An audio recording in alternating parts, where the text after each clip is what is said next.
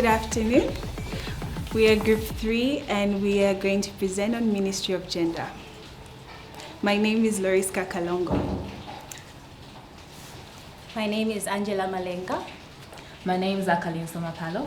My name is Tanga Zimba.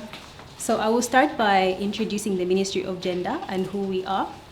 So the Ministry of Gender is committed to protecting the rights of women, curbing gender-based violence, reducing gender inequalities by making progressive changes to legislation to strengthen and create protective environments. Our vision statement is smart and value-centered ministry. Our mission statement is to promote sustainable gender-responsive development. Our values are integrity, equality, and moral uprightness. So as the Ministry of Gender, we were tasked to come up with 2 unique policies. And like I mentioned earlier, our mandate is to protect and promote the rights of women. So we did a small survey as a ministry. In the past few days, we have visited 2 tertiary institutions to sort of assess some of the challenges that they are going through. So the 2 tertiary institutions that we visited, we found that there was a 50% rise in pregnancies.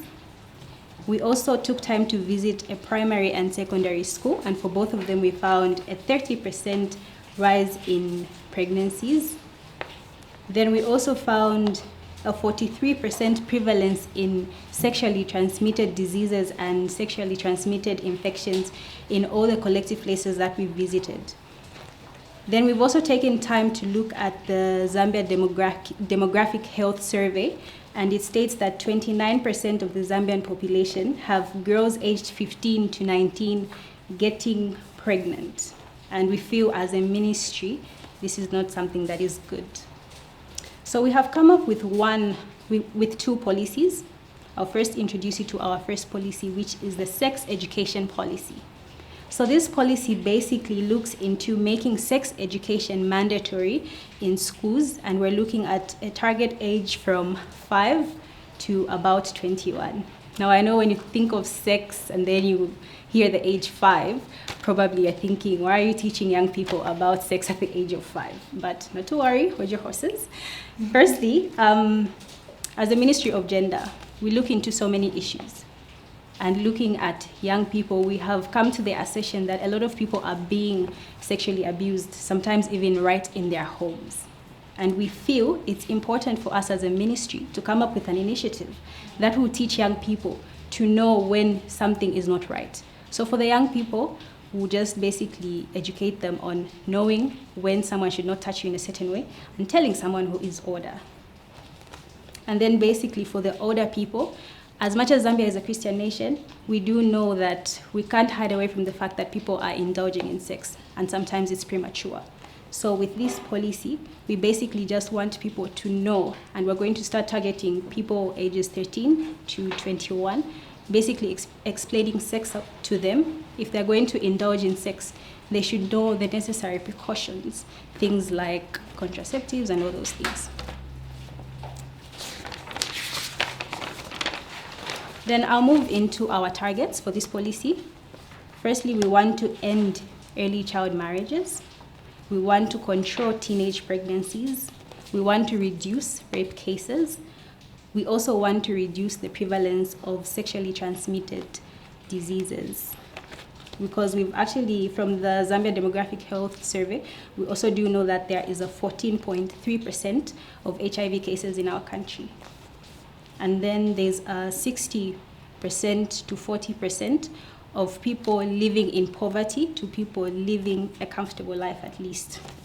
So I'll go straight into our 4-year action plan for our policy. In the first year, we want to get the necessary permission and signatures for our policy. And we're going to do this by partnering with the Ministry of Education. Like we said, we want to make sex education mandatory, but as a ministry, we want to coexist with other ministries. So we want to work hand in hand with the Ministry of Education. And once we've formulated the right way to go about this, we'll introduce this policy to the Parliament, then they can deliberate on it, and from there, we'll move forward. Then also for the financial analysis, obviously after we get feedback from the Parliament, we're now going to establish just how much and the cost implication that we're going to have to implement this policy in schools. I'll now hand it over to my colleague to get into the second year for the action plan. Thank you so much. Good afternoon once again. Okay, so just as my colleague has explained, that those are the plans we have for our first year.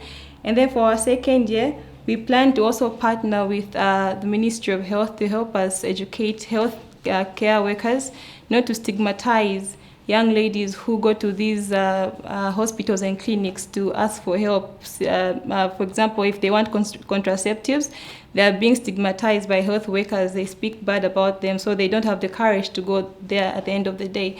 So we'll partner with Ministry of Health, who are going to help us educate the healthcare workers. We're also going to train personnel, ambassadors, who are going to help us sensitize the public about sex education. We're going to train ambassadors, and then from there we're going to engage the public. These same ambassadors that we train together with the health workers are going to go around in the public and help us sensitize the community about sex education, so that the community can come to understand why we're introducing sex education in schools. Okay, so if we just start from nowhere, they will condemn it, obviously, but if we sensitize the community and tell them we want to teach sex education because of these reasons, they will come to agreement with our conditions, and then it's going to be lighter for us to implement this policy. In our third year, we plan to do registration and adoption of these policies in schools, where we're going to be educating the young ones about sex education. And then in the third year, we also plan to do a production of the rightful materials to use in these schools to educate the young ones. For example, books and other materials that we feel are essential to implement this policy. In the fourth year, when this is done countrywide, we plan to monitor and evaluate the progress of this policy. We want to monitor how the community or the pupils in schools are responding to this teaching. Is it good? Is it bad? How is it helping? Are the numbers still rising, or are they reducing? So we plan to monitor in the fourth year, and then we also plan to get results or statistics of how this whole thing goes on. So currently we have 29% of teenage pregnancies countrywide. So we hope by the time 4 years elapses, we wish to achieve at least 50% reduction in number of teenage pregnancies. Yes, and then my colleague here is going to take you through to the next policy, which is men's mental health policy.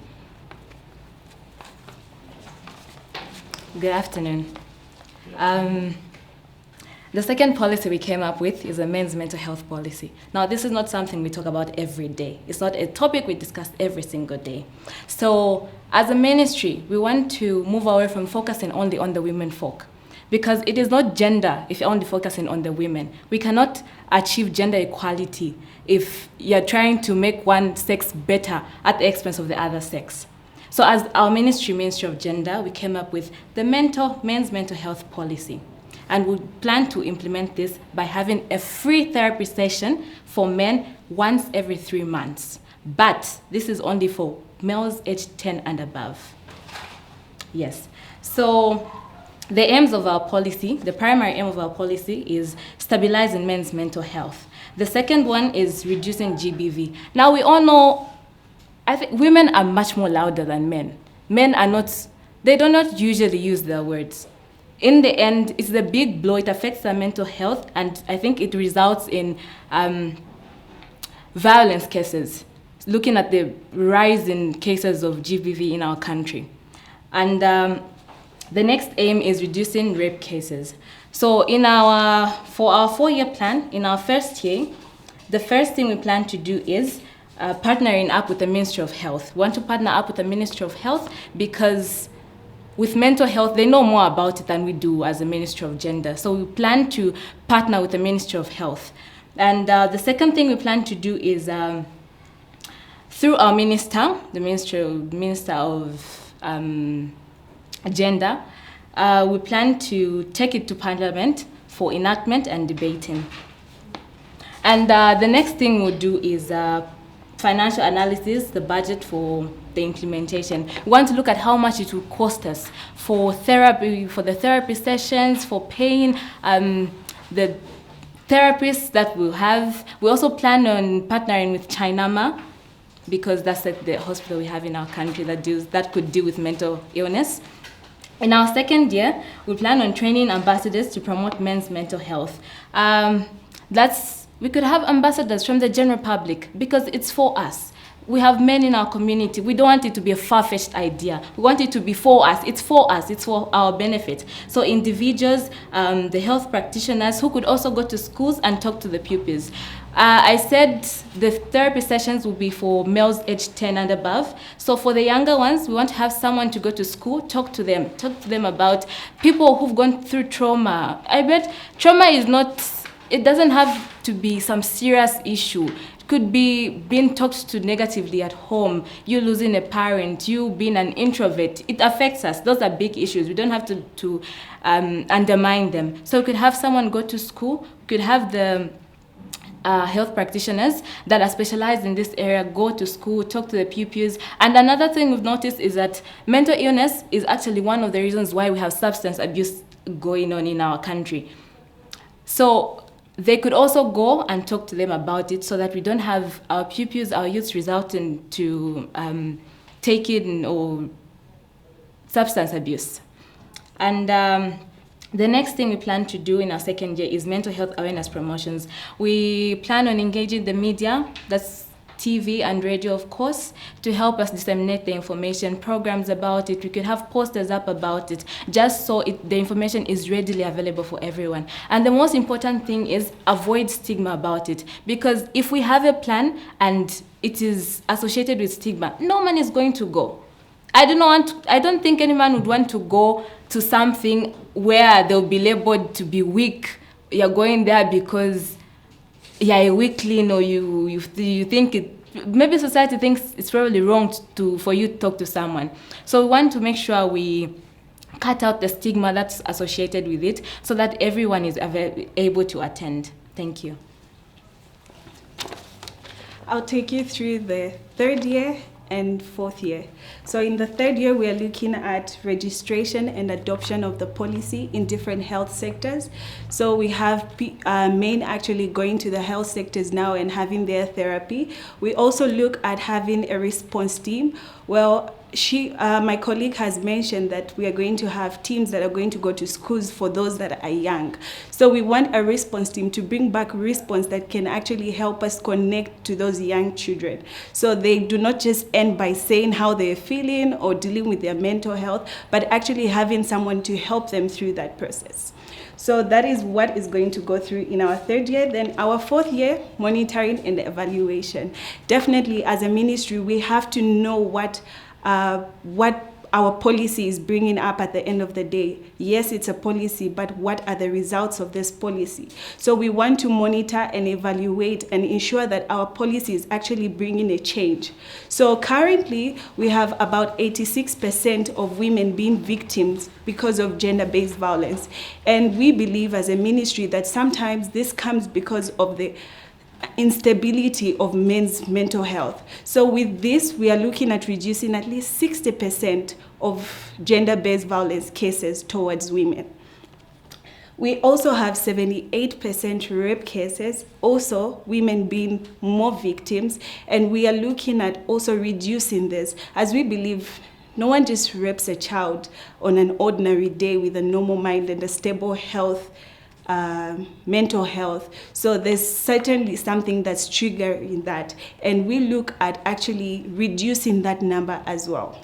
I'll take you back to, if you can go back with me to the second page, we have our strategic objectives and analysis. So there we have our victims. We are trying to promote gender equality and also equity to our victims. We want to stabilize it. And we are also looking at controlling teenage pregnancies and stopping early marriages, promote men's mental health. In our finance and stewardship, we are looking at improving that, because as a country, definitely our economic status may not exactly support fully the mental health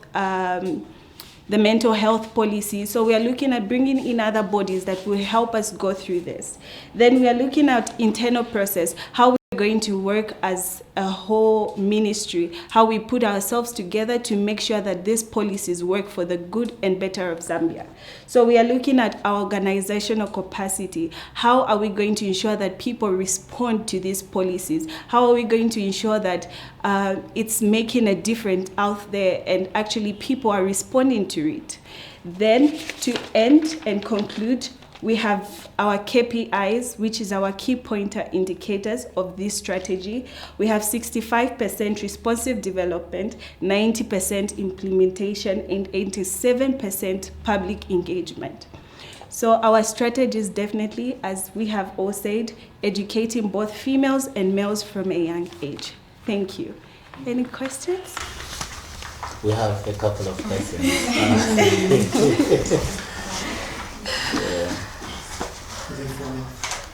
Okay. Before you begin with the questions, I know you have a couple of questions, and I also have a few things to say. But I'll begin with this. I'll begin with stating the fact that I am close to being very impressed with what you've done. And only because I've had time to read this question at least 3 times. So I know there are a couple of things I was looking for in their presentation. And believe it or not, I was writing down a few questions as I was speaking. And after I write down a question, the next person would come and answer the question, which I think was good. Because at one point I'm like, okay, gender, I expect them to talk about both genders, which they did. They spoke about the females and they spoke about the males. At one point, someone talked about how they would use therapy as a way to implement one of the strategies. And I put down the question, how exactly would you implement therapy? The next speaker came in and spoke exactly about how they would do it. And I'm also impressed that they stuck to the last part of the question, which is within a 4-year plan. So it took us through year 1, they took us through year 2, year 3, and year 4. So I feel like I got a few things. Is it a realistic plan? Is it? That's where you come in. Is it? Because the plan has to come with a budget. It does have to come with the budget. So now we're going to the things we didn't like about the presentation.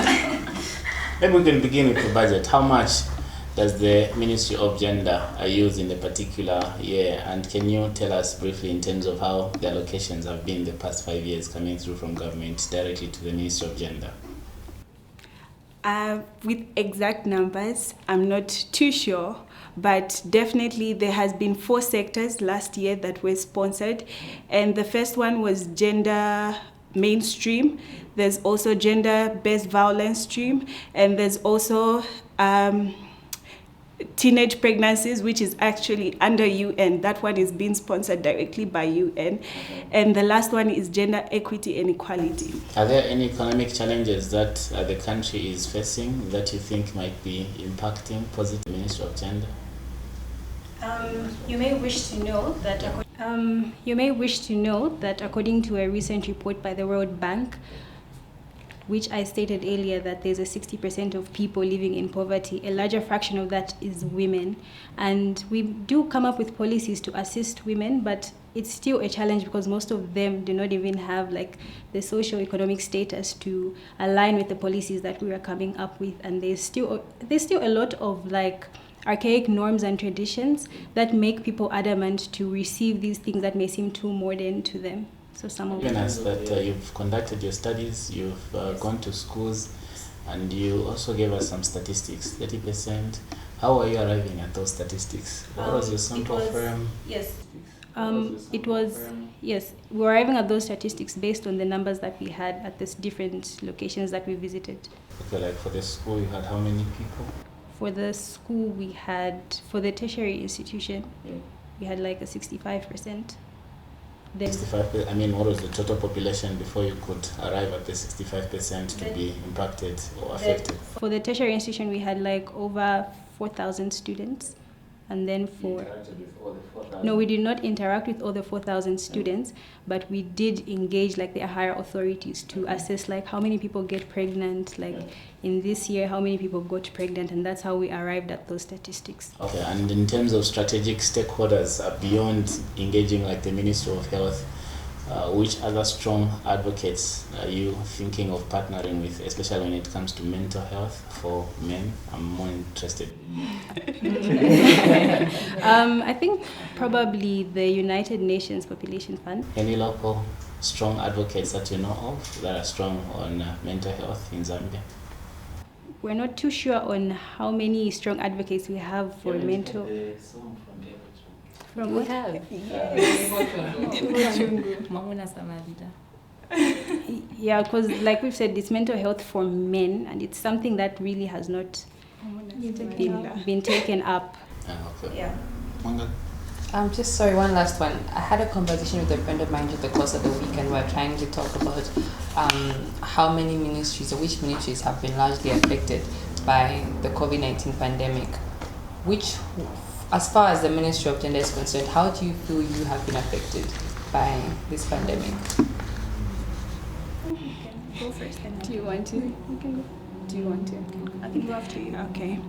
So we have been affected in that because every, like, let me say, for example, the gender-based violence, the,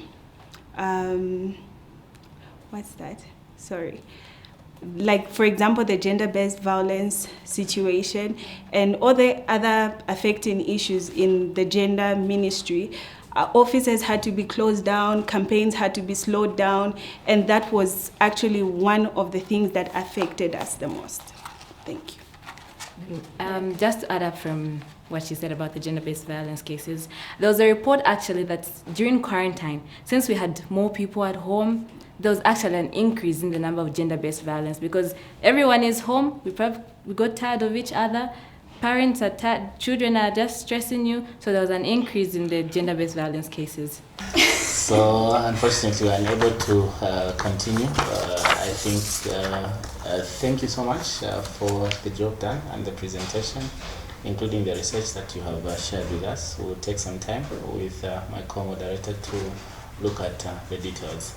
Thank you. Thank you. We are Group 4, and we are from the Ministry of Youth, Sports and Child Development. My name is Ashley Mwanza. And I am Turiela Kaniki. My name is Asibusisi Wechirwa. My colleague is going to go ahead and give you the introduction. All right. Allow me to first begin by stating that there is no development. The Zambian government cannot achieve development without having to invest in the youth.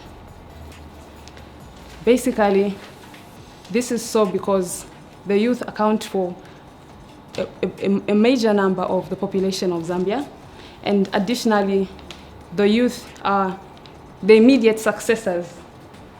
Of course, they say the children are the leaders of tomorrow, but please bear with me and pay particular attention to the fact that they are the immediate successors to leadership.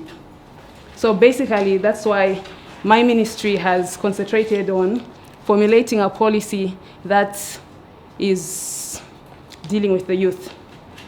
And having said that, my ministry has formulated a youth empowerment policy. We have formulated this youth empowerment policy basically because the leaders, our immediate leaders, after the current leaders, face challenges. And these challenges range from unemployment, teenage pregnancies, HIV, and limited education. That's also with respect to limited civic education, and many other challenges which are an impediment, or rather an obstruction to them in having to play their role in government as development actors. So therefore, my ministry has created this youth empowerment policy. This youth empowerment policy is an umbrella policy. And this umbrella policy has a number of initiatives which fall under it. Please allow me to begin by discussing the first policy. And the first policy is to create an equitable and proper disbursement of empowerment funds to youth. We have created this initiative basically because there is, of course, a youth empowerment fund, but however, there is some inequalities in the way funds are disbursed. You find that these funds do not reach the other vast majority of the youth in the rural areas. And then there is no proper outlinement of how these funds are disbursed. And secondly, I'll go to my next initiative, which is to connect or inform youth enterprises on alternative fundings by the state. Basically, this connecting entails informing them. You sensitize them, you make them aware of what opportunities are there in terms of funding by the government. We will tell them of the Youth Empowerment Fund. You find that there is this fund, but many other youths don't know about it. So you find that notwithstanding that we have created this fund to address their problems, their financial problems with respect to having to fund their businesses so that they respond, or rather are resilient to the unemployment challenge that they face. They don't know about the Youth Empowerment Fund.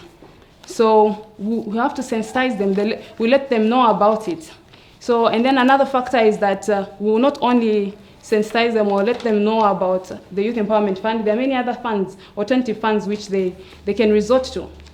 There's the CEC, the Citizen Economic Empowerment Commission Fund, that provides funds. We have the Women Empowerment Funds for the women youths. They can use that alternative, and many other.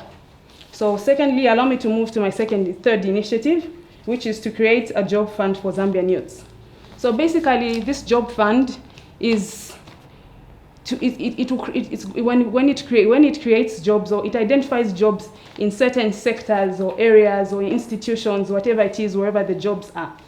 They get those jobs, and then they connect youths to these jobs. And then this way, this fund addresses the challenge of unemployment by youths. You find that the government can use the public work programs. It could be when they're making roads or any other initiative. They'll know before they embark on the public work initiative to say we need such and such a number of workers. And then they'll connect the youths who have a registry of youths, or we will actually have a database which we'll address later on, and connect these youths to these jobs.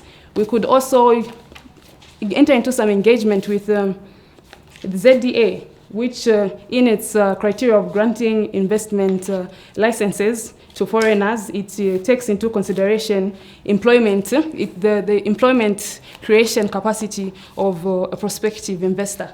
So through that, if an investor promises to say that they'll create such a number of jobs, they will inform us, and we'll connect our youth to such foreign investors, or be it even local investors. That way, it facilitates, it makes a platform in which youths can easily access jobs, and it lessens the unemployment crisis. And then I go to my next initiative. Our next initiative as the Ministry of Youth, Sport and Child Development is we're going to create work exposure opportunities for youth. Basically, we've come up with this initiative because, as I've already stated, unemployment is one of the major constraints of youth in our country. So because the factors of this employment include the fact that youths don't have work experience. You could be educated, but when you go and apply somewhere, they'll ask for, okay, we need how many years of experience. So that acts as an impediment to them having to access employment. notwithstanding that they're educated. So the work exposure opportunities that will provide will come in form of internships. It could be on-site job trainings and also volunteer opportunities. In that way, youths could access or attain work experience, which would be a plus for them in having to get employment. I'll move on to the next initiative, which is establish an organization or department with the task of promoting and encouraging youth participation in governance and developmental issues. This is so because one of the challenges which the youth face with regards to having to be developmental actors, helping or acting as developmental actors in the country is that they lack civic education. As I said, there's limited civic education. Even the attitude itself is also, there's not much interest in such matters. Notwithstanding that these are cardinal issues for the country and the youth themselves, because they can't run away from the fact that we are the next leaders, the next immediate leaders. Whether I like it or not, whether I'm prepared or not, I'll be the next one in succession. So it's either I prepare while I have time, I make my boat, and I try and sail around to attain good economic development, or I just sit and choose to say, no, I'm not interested in such issues. And the next thing is I find myself in the storm. And if at all I choose to say, maybe I'm drowning, let me think of preparing, it will be too late.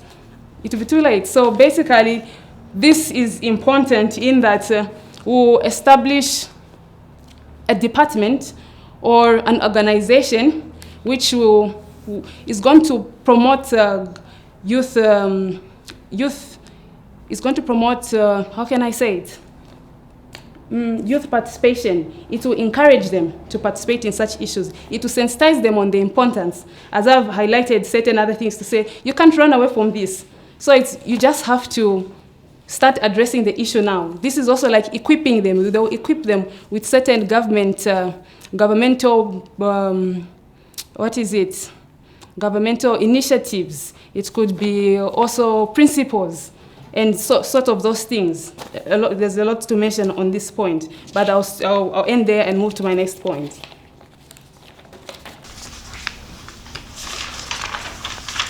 So, if you can expedite so that we can have a lot more time for questions as well, so that we don't disadvantage. All right, okay, that's true. So, having said that you've asked me to speed up a bit, I'll just briefly mention the remaining and allow my colleagues to take up the next policy. So the next initiative is that we'll establish an education sponsorship board or platform that is bring on board both government and non-government educational institutions to help us educate the youth. And then the next one is that we'll create diverse entrepreneurship learning skills opportunities for youth and the disabled youth. This is so because the entrepreneurship skills that are being provided are a little bit limited, and sometimes they tend to focus more on maybe an informal side or, yeah. So, but we want to incorporate, have this holistic approach with regards to entrepreneurship, equipping youth with entrepreneurship skills. And then for the disabled youth skill empowerment, you find that this is a minority group of youth, but they're still leaders.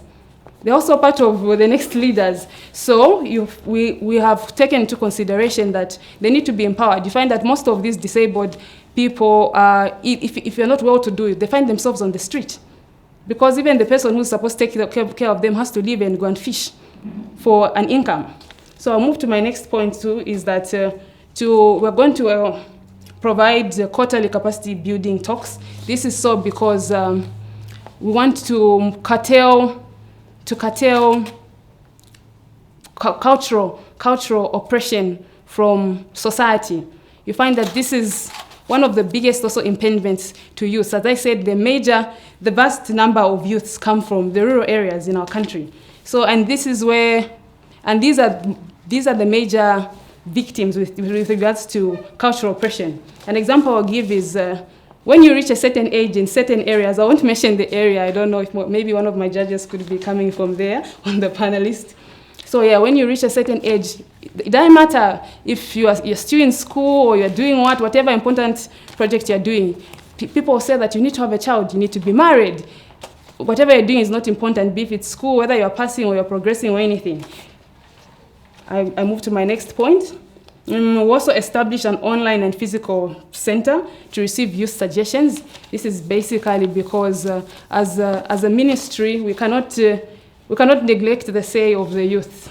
We must engage with them and know what problems they're facing. New problems may come up and other things. So they must engage with us. And with regards to this, we also create an ad hoc committee which is going to be reviewing their suggestions, because we don't want an instance in which, because our ministry, of course, we are in two power, because the overall power appoints us. So there may be some sort of inclination to remove certain suggestions which we think are not favorable for empowering our power that appointed us to save rather. So the next point and the last, okay, that's the end of the initiative, sorry. Apparently I've finished explaining on all of them. The rest is the measures that we'll put into place. I'll just state them because I can see that my judges have stopped smiling at me, so I'm assuming I'm out of time.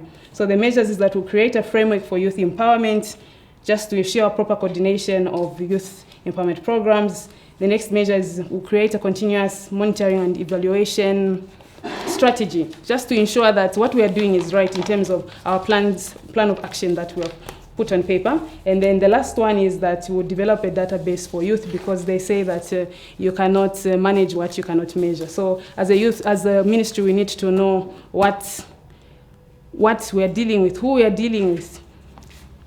Precisely, yes. And then in conclusion, I would just like to state that we cannot, youth empowerment is the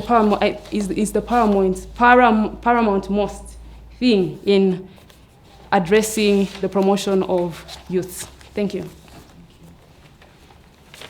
Good afternoon, judges. Yeah, so as we stated earlier, we are the Ministry of Youth, Sports and Child Development. And being in top management, we have a function of making policies. And one thing we have observed as the Ministry of Youth, Sports and Child Development is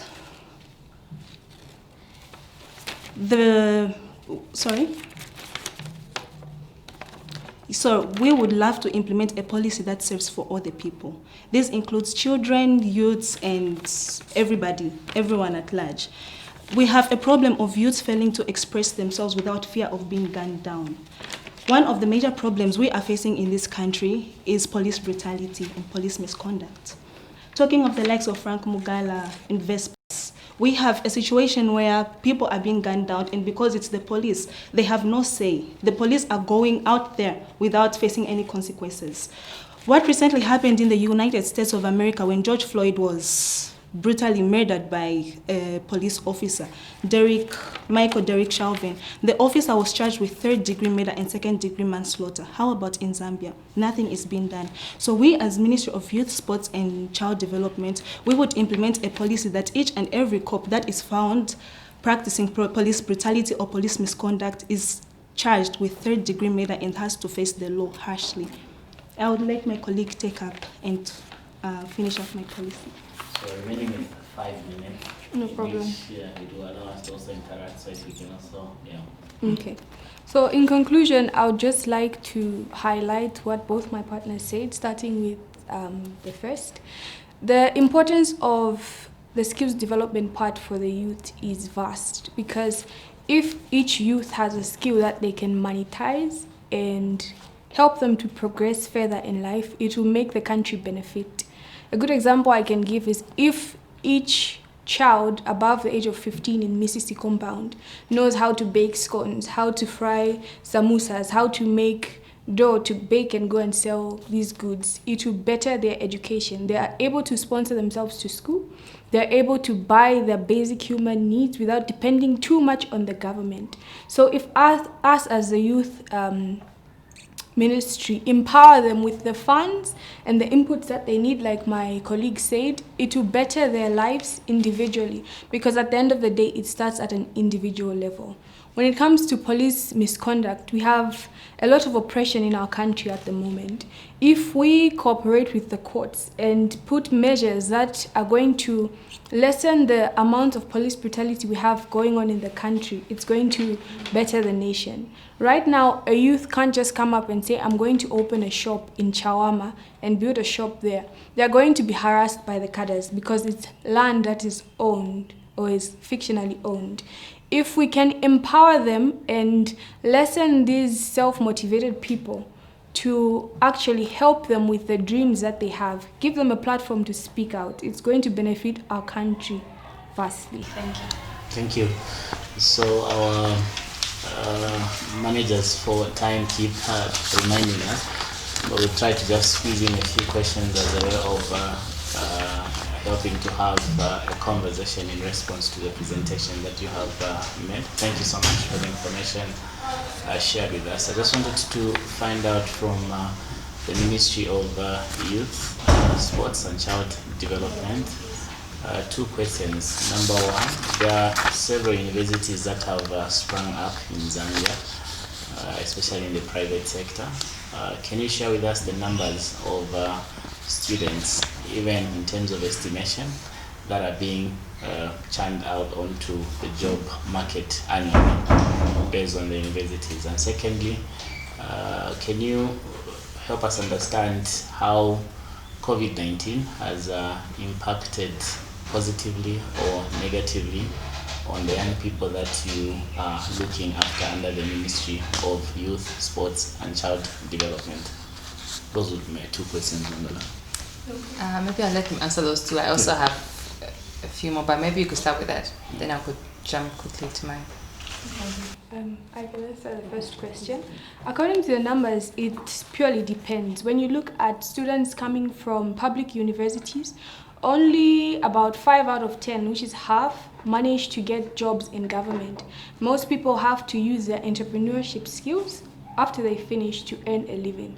When you come to private schools like University of Lusaka and Zikas, you have people who are coming from more well-to-do families. They have a channel when they finish school to go and get those jobs.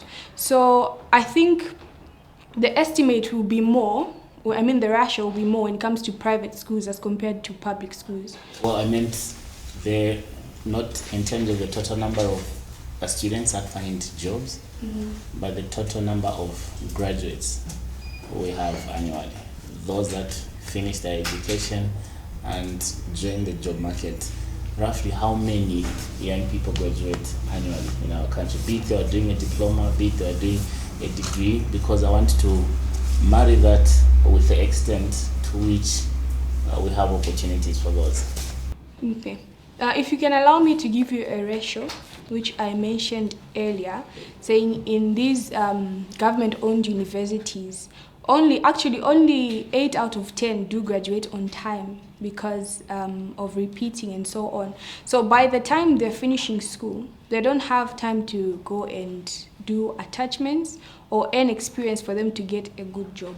So only about 8 out of 10 people do graduate and get a job immediately. That's your opinion. When you say 8 out of 10? It's an estimate according to my research or our research. And does it mean that the University of Zambia, it's only 8 who graduate in a year? No.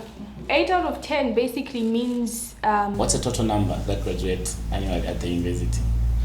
I haven't researched on that, but I'll make sure to do so. But this is the ratio according to the overall people who graduate, yes. I don't have an exact number to give at the moment. Maybe your colleagues can help. I want to talk about the second question you asked us on how COVID-19 has impacted the world actually, negatively and positively. There are a lot of negatives compared to positives. The negative impacts that COVID-19 has brought, most people have lost their jobs. Let's look at people that work in bars. For example, Chicago's was closed down. We have students that support themselves in school, that pay for their fees through working in bars. They're failing to go to school either because they can't pay for their fees. They can't pay for their tuition fees, accommodation, nothing, because they've lost their job. COVID-19 has made people lose their jobs. People have lost their businesses. Those are the negative impacts that COVID-19 has brought to the world. Just to add on that one, COVID-19 pandemic has actually, it took center stage of everything worldwide, but bring it local in our country too. And that also took the attention of government from every other initiative. Even our policies, the attention was swept to COVID-19. That's neglecting these other policies. And then even the financing and everything was drifted away to addressing COVID-19. And then another thing additionally is that you find our education sector was also disturbed, rather it was hampered due to the pandemic, due to the fact that Zambia is not technologically up to level with the world. And so you find that education had to be paused for quite some time, and institutions felt to work around having to continue teaching pupils and students at large. So basically our education system was on pause, and that is a very bad thing for the country to happen. Thank you. Okay, so I'll also quickly get to my two questions. One, coming from your youth empowerment policy initiative, I think 1.4 you talked about work exposure opportunities for the youth. I wanted a bit of clarity on how this work exposure will be obtained. Do you mean allowing them to get exposure from your ministry? Because I know when it comes to work experience, it's something which many youths are still complaining about. I mean, and how different is that exposure to the one that NYDC is running now? Because they've got an internship program that is running. Well, that's something I would like to find out. Like when we talk about exposure, how are we who are we, exposure to what? Yeah, exposure to what? Yeah. To, if I go to a potential employer and tell them I've been an intern for 3 years, is that good enough to get a job that would pay me how much? Over 5,000 kwacha? But you would have taken a step ahead at least. You would have had that experience you didn't have before. Okay, so back to my question, how are we getting this job experience? Is it in your ministry? How you didn't explain how this experience? Our ministry basically will provide a platform in which youth could look at the training opportunities, the volunteer opportunities, and the internship opportunities, which we'll have both in our ministry and other opportunities which we would have tried to get from other institutions and connect them to these opportunities. Okay, so basically be connecting the youths to current institutions that are looking for him. Maybe just answer. I hope that is going to be effective, because to be honest, I feel like that's something which many institutions are doing right now. We've got a lot of institutions that even create profiles where you could put your information and will link you to this company, will link you to that company. So I'd have loved to know how yours is different and how yours will be implemented differently from what everyone else is doing. At the end of the day, I want to see what's unique about your policies. Okay, so maybe to just shed more light on what my colleague has said.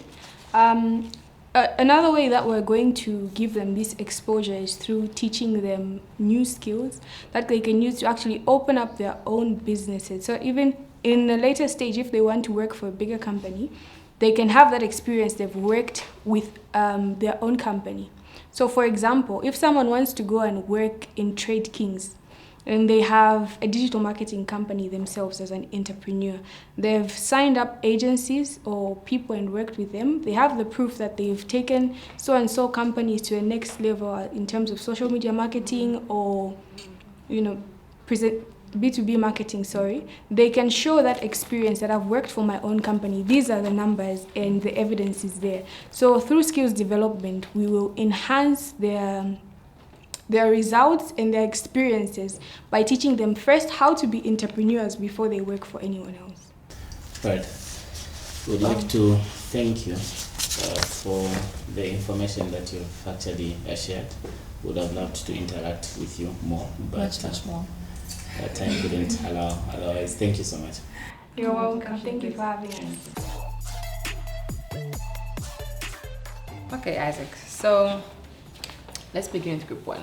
Yes. That focused on Ministry of Commerce, Trade and Industry. Of course, they began with talking about some of the policies that are currently running in the ministry, and then went on to mention 2 others which they feel they could implement. For me, I think my biggest concern even from the get-go was how they mentioned that the first policy already is linked to an existing policy. And it goes back to the question which focused on unique. So I even posed it to them, how is it unique if you're already linking it to something that's already existing in existence? That was a major problem for me. Regional market trade policy, and I know you had a few questions for them on that one as well.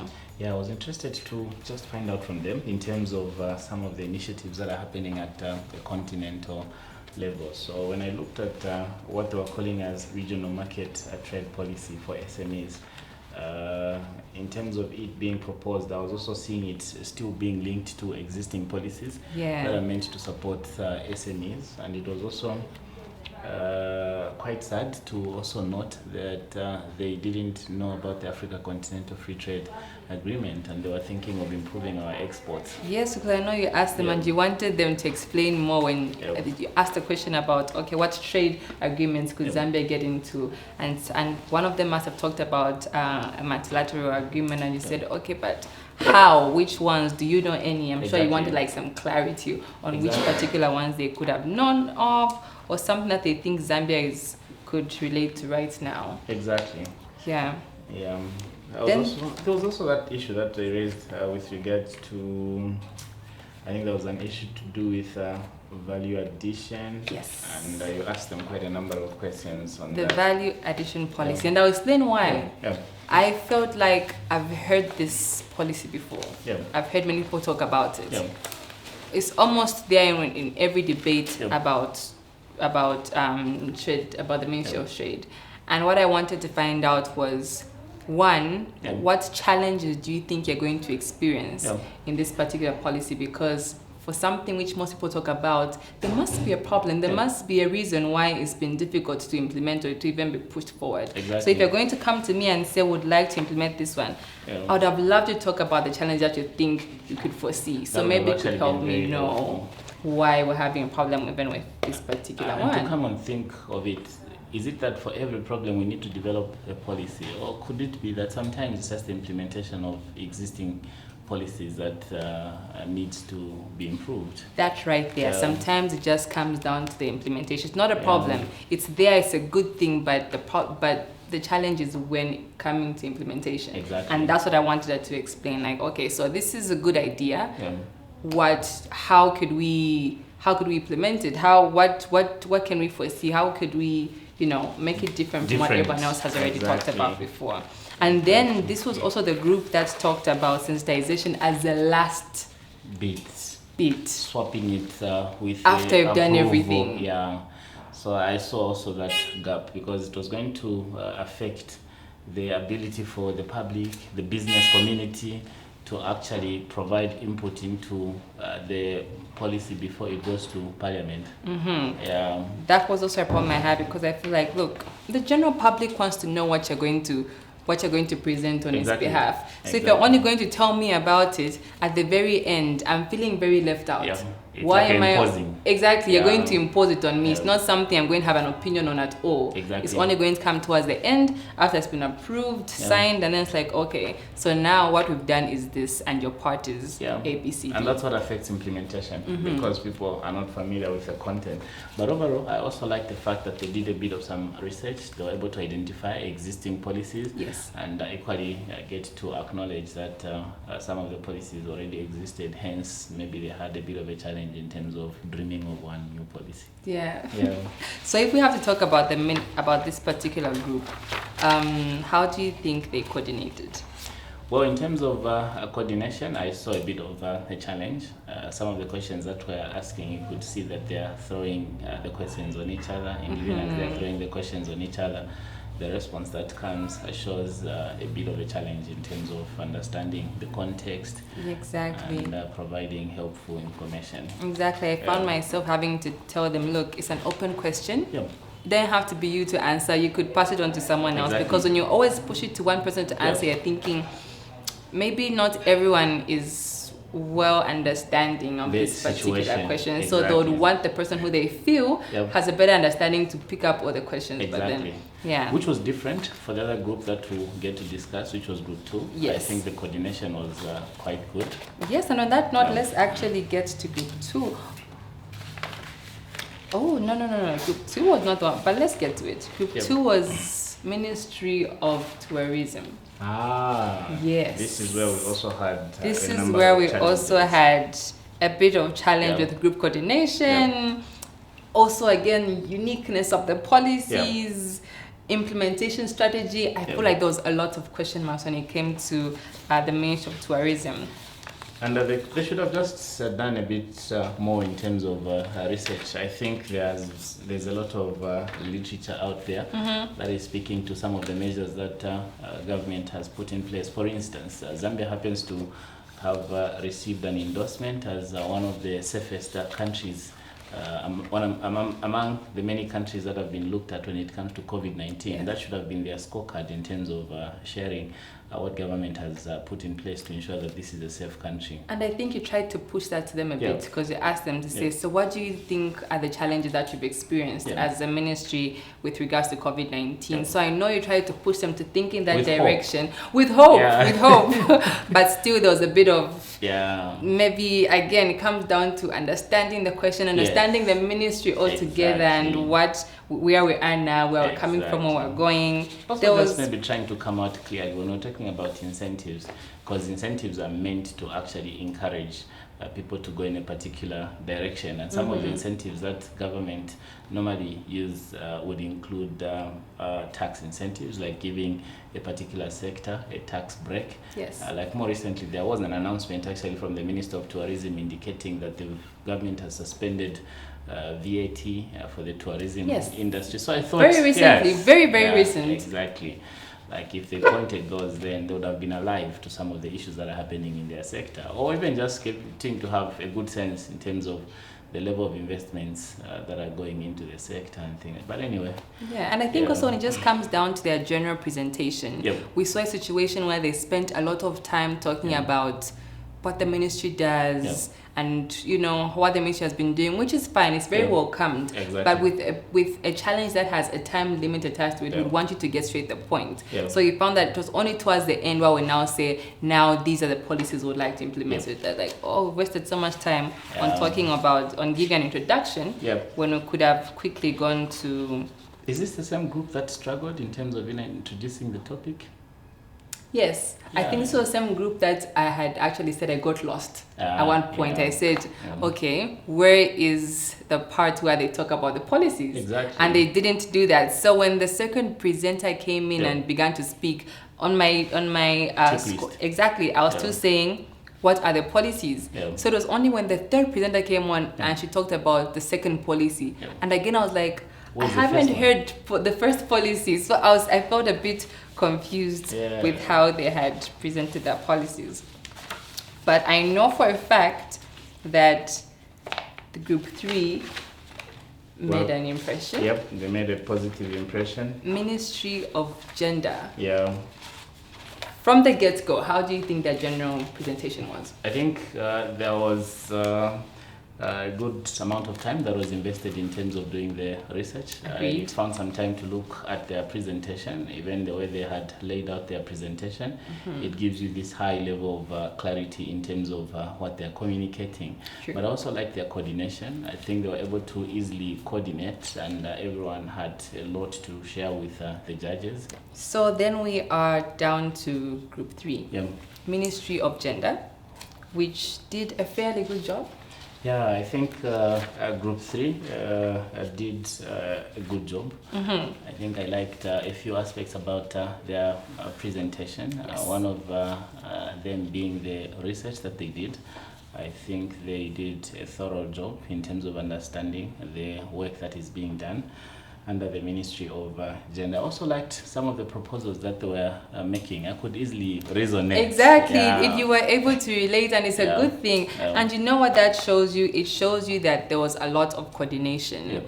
This was a group task. Yep. And when a group presents like that, it shows you how everyone put in their best. And, and I'm glad I saw that, because with such a competition like the Miss Zambia, we want someone who works well with others. Exactly. So we saw that in this group. They were able to coordinate. Even when they came forth, everyone knew what to say, what not to repeat.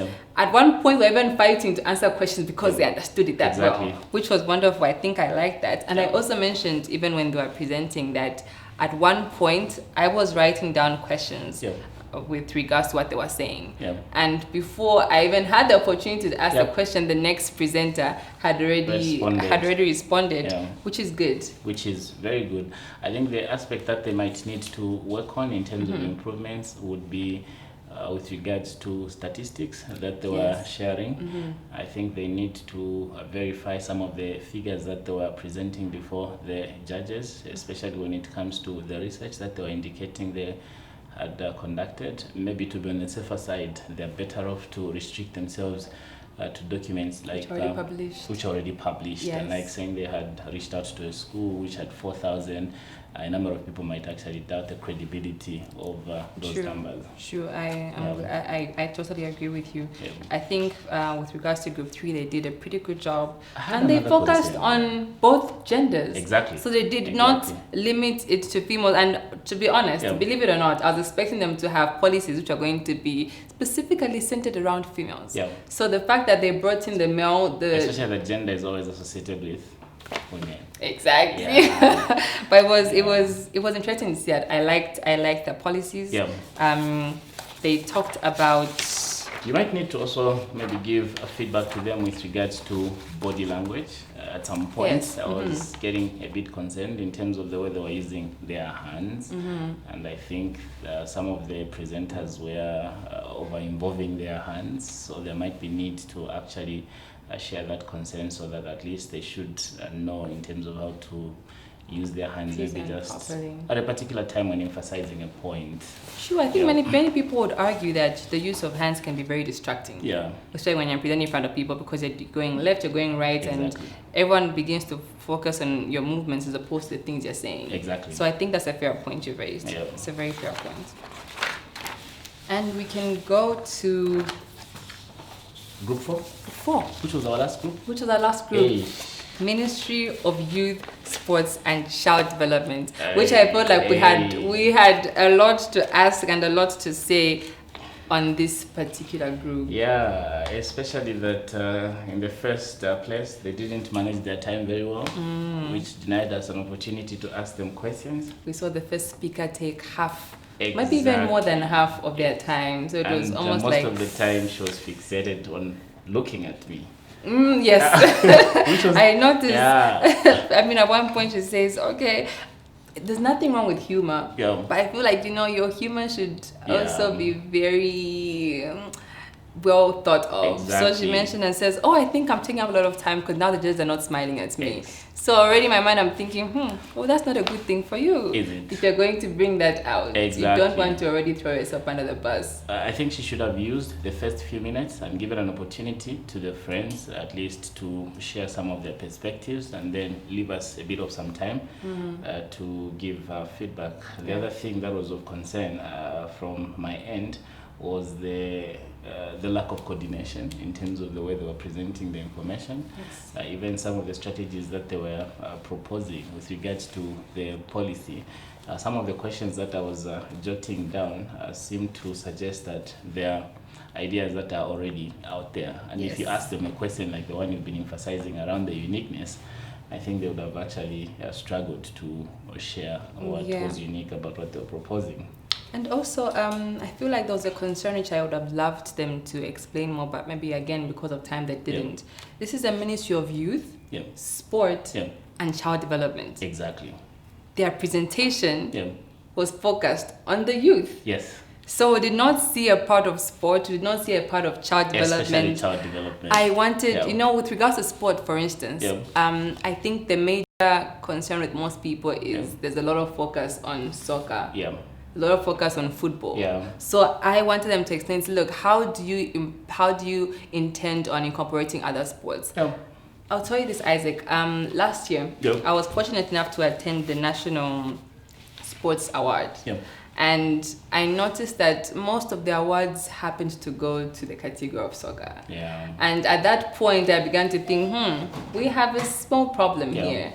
What's happening to other sports? Are we not talking about them enough? Do we not have enough facilities that accommodate them? That the impressive records that have been set by the female athletes. Yes. We have some of our players that are playing in good leagues in countries like China. There's a lady called Barbara that I've been following closely through social media. All of that such in things. Here. But they didn't. I feel like that part was completely left out. They focused a lot on the youth part, which is welcome again, but the ministry is Ministry of Youth, Sport and Child Development. So I'd really like to see that part come out. I also saw a struggle when it came to a question around the number of young people that graduate in a particular year. I think they should have spent a bit of some time to research a bit more to see the implication between the number of young people graduating and the existing job opportunities. And I know at one point, I think one of them said 8 out of 10. Yeah. That part, I asked her and said, is this your opinion? I know she said it was based on her research, but again, if you're going to state that, I would like you to source where I get that information from. So that was not made clear, and such statements really do need you to cite. I think a word for the group would be to research a bit more, especially if you're going to remain part of the competition, and ensure that they emerge as winners. They should put in a bit more effort. Yeah. But overall, we have seen a lot of things that they need to improve on, a lot of things that they need that have impressed. We have seen some do extremely well, and some, there's a lot that needs to be improved. With a bit of coaching, it can get better. With a bit of coaching, anything is possible. Yeah.